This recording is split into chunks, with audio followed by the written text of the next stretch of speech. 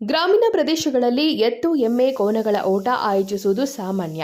ಆದರೆ ಬೆಳಗಾವಿಯಂತಹ ಮಹಾನಗರದಲ್ಲಿ ನೂರಾರು ವರ್ಷಗಳಿಂದ ದೀಪಾವಳಿ ಹಬ್ಬದ ಗುಡಿ ಪಾಡವಾ ದಿನ ಎಮ್ಮೆಗಳನ್ನು ಬೆದರಿಸುವ ವಿಶಿಷ್ಟ ಆಚರಣೆಯೊಂದು ನಡೆದುಕೊಂಡು ಬರ್ತದೆ.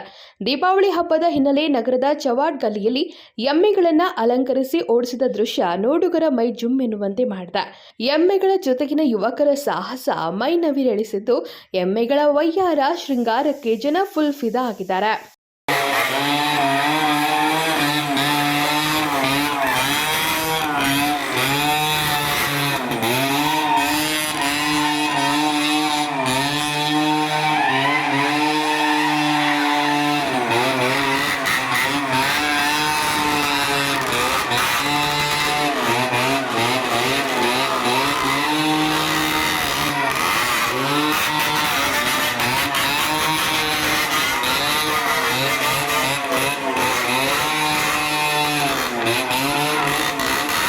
ವಾರಗಟ್ಟಲೆ ಎಮ್ಮೆಗಳನ್ನು ತಯಾರಿ ಮಾಡುವ ರೈತರು ಇಂದಿನ ಯುವಕರು ಮಾಡುವಂತೆ ಎಮ್ಮೆಗಳಿಗೂ ಸ್ಟೈಲಿಶ್ ಆಗಿ ಹೇರ್ ಕಟಿಂಗ್ ಮಾಡಿಸ್ತಾರೆ.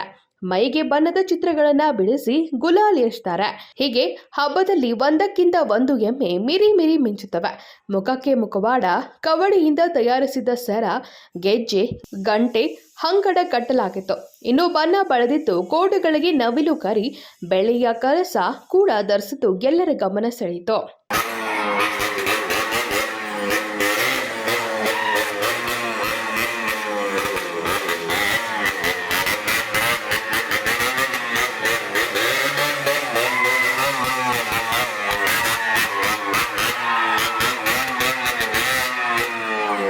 ಬೈಕ್ಗಳ ಸೈಲೆನ್ಸರ್ ತೆಗೆದು ಕರ್ಕಶ ಶಬ್ದ ಮಾಡುತ್ತಾ ಕೆಲ ಯುವಕರು ವೇಗವಾಗಿ ಬೈಕ್ ಓಡಿಸಿದ್ರೆ ಎಮ್ಮೆಗಳು ಅವರ ಹಿಂದೆ ಓಡಿ ಬರುತ್ತಿದ್ದ ದೃಶ್ಯ ನೋಡುಗರ ಮೈ ನೆವರೇಳಿಸುವಂತೆ ಮಾಡಿತ್ತು. ಇನ್ನು ಕೆಲ ಯುವಕರು ಎಮ್ಮೆಗಳ ಮುಖಕ್ಕೆ ಕಂಬಳಿ ನೆವರಿಸುತ್ತಿದ್ರು. ಇದರಿಂದ ಅವು ಮತ್ತಷ್ಟು ಕೋಪಗೊಂಡು ಓಡ್ತಿದ್ವು. ಎಮ್ಮೆಗಳ ರೋಷಾವೇಶದ ಈ ದೃಶ್ಯಗಳನ್ನ ಮಕ್ಕಳು, ಯುವಕ ಯುವತಿಯರು, ಮಹಿಳೆಯರು ಸಖತ್ ಎಂಜಾಯ್ ಮಾಡಿದ್ರು. Vinod Kolkar, KMM Kannada news, Belagavi.